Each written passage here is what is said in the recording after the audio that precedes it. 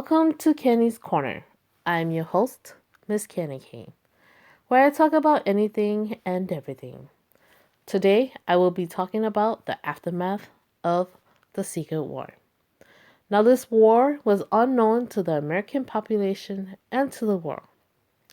This war was also overshadowed by the Vietnam War, which took place on November 1st, 1955 to April 30th, 1975.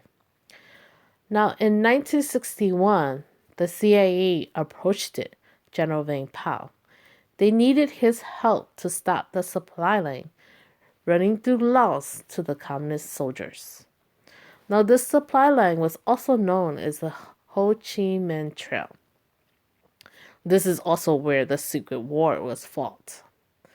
Because Laos was a neutral country, the U.S. military had no jurisdiction to go into a neutral country. This is the reason why they recruited General Vang Pao to pretty much do reconnaissance work for the U.S. military, as well as to stop that supply line to the communist soldiers. Reconnaissance basically means that with the help of the Hmong guerrilla troops or soldiers, they basically pretty much recovered American soldiers and returned them to the Americans. For every one American soldier saved, 10 Hmong soldiers died. Here's a little clip of that reconnaissance. Alicat to Skyline 1, Alicat to Skyline 1. Pilot down on the ground at Lima 2. Do you copy? Over. This is Skyline 1. We're in radio contact and pinpointed his location near PDJ. Our Hmong Special Guerrilla Unit is dispatched. Have your chopper ready for pickup. Our chopper is on its way, Skyline. Bell to Skyline 1. Our man is safely aboard and we are heading home. Give our thanks to this Hmong tribesman down there. Will do. This is a very sensitive air-ground operation. This is a no. No to talk to anyone about this rescue recovery. Do you read me? Do you read? We copy. Now, the Secret War became very strategic for the U.S. military. Anyways, here's a little information about General Vang Pao. During this time of the war, he was in his early 30s. He decided to help the U.S. military for the simple fact that he was already fighting against the communist soldiers. He was pretty much, in essence, a father figure to the tribal Hmong mans, a warlord, and also he was the most effective military leader at the time in the Royal Lao military. He also fought in World War II during his teen years. Now, with his help and the help of his troops, of the Hmong people, or as they call them, the freedom fighters, there was only about 7,000 soldiers, which later on grew to be 39,000. They pretty much held down the fort wherever they were at and won many battles against the odds of their enemy's troops. Now, on April 30th, 1975, when the U.S. military pulled out of the Vietnam War, General Vang Pao was approached by the CIA once again and told that he must leave the country. That if he did not leave the country, once the Viet Cong military finds him, they will execute him on sight. Here's a video of General Vang Pao's brief interview as he speaks and breakdowns in tears. Nó cho ta mẹ có bao nữa, tàu cũng về lúc công tơ để lúc rõ mong nữa một trong cha, u tì đã cá xe luôn trong lòng cha, cô nó cũng thấy sao, thì mình rồi lấy trong xe.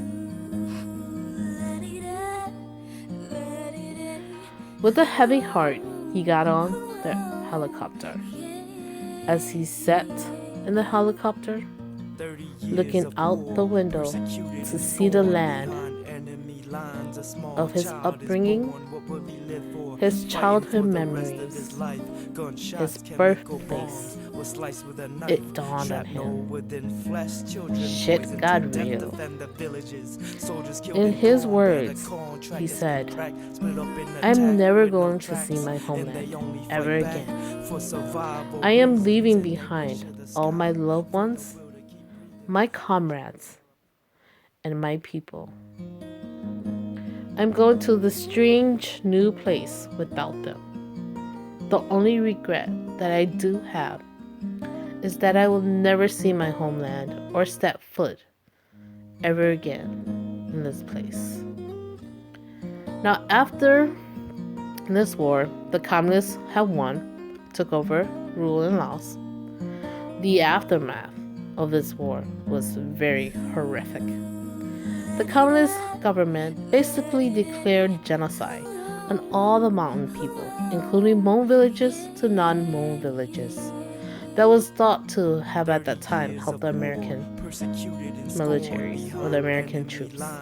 Here's a clip, a short clip of the genocide being ordered, told by someone else's view. The Lao Communist government essentially declared genocide on the Hmong.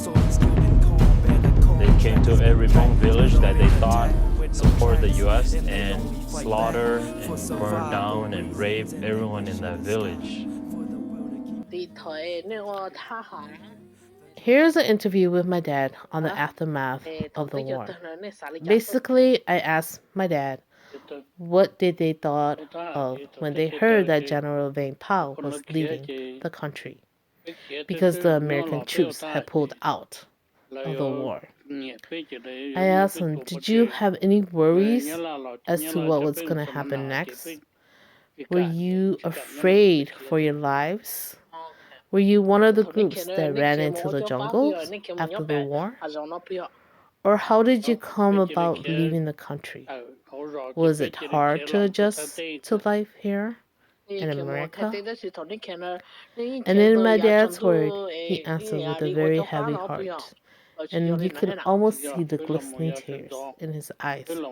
He said, yes. They were worried. He knew that they could not stay at where they were at and still be soldiers. He knew that the new government will not welcome them as soldiers. Him and his comrades were either to be killed off, but in order to survive, they must leave. So they left from one city to another, one town to another, and finally crossing the Mekong River and reaching Thailand. 4 years later, after the war, in 1975, my parents, or my dad, finally came to America.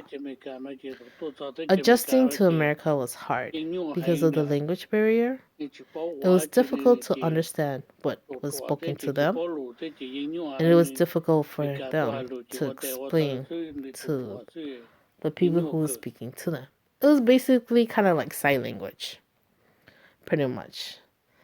But it was also heartbreaking because he wanted to be back in his homeland where it was familiar to him.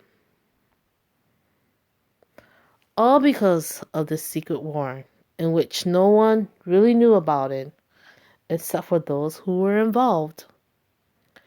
General Vang Pao was one of the greatest war hero during this secret war. On January 6 of 2011, General Vang Pao died of pneumonia and of old age. He left his legacy to his loved ones and to his people.